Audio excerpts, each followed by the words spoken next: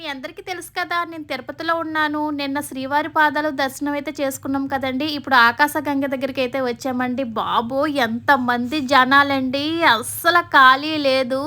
ఎందుకంటే summer holidays ఇస్తారు కదండీ! చాలా రద్దీ ఎక్కువగా ఉందన్నమాట. చాలా జాగ్రత్తగా రావాలి. ఒకవేళ మీరు తిరుపతి వస్తే చాలా జాగ్రత్తగా రండి. పిల్లల్ని చేయి పట్టుకొని గట్టిగా పట్టుకొని రండి. చాలా మంది పిల్లలు తప్పిపోతున్నారండి. అనౌన్స్‌మెంట్లు కూడా చాలా ఎక్కువ వస్తున్నాయి. మీరు చాలా జాగ్రత్తగా రావాలి. మీ పిల్లలు, మీ హ్యాండ్ బ్యాగ్ మొత్తం కూడా చాలా జాగ్రత్తగా పెట్టుకొని రండి. ఓకేనా? చూడండి ఎంత రద్దీగా ఉందో బాబోయ్! మైండ్ బ్లోయింగ్ అండి. ఇంకా ఆకాశగంగ దగ్గరికొస్తే వాటర్ అనేది చాలా తక్కువగా పడుతున్నాయండి.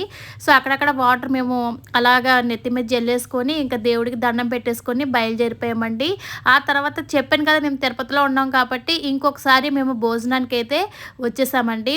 ఈరోజు కొబ్బరి పచ్చడి, సాంబారు అబ్బబ్బా! అదిరిపోయినాయి ఐటెమ్స్ మామూలుగా లేదు. నెక్స్ట్ వీడియోలో కలుద్దాం. Bye bye. గోవిందా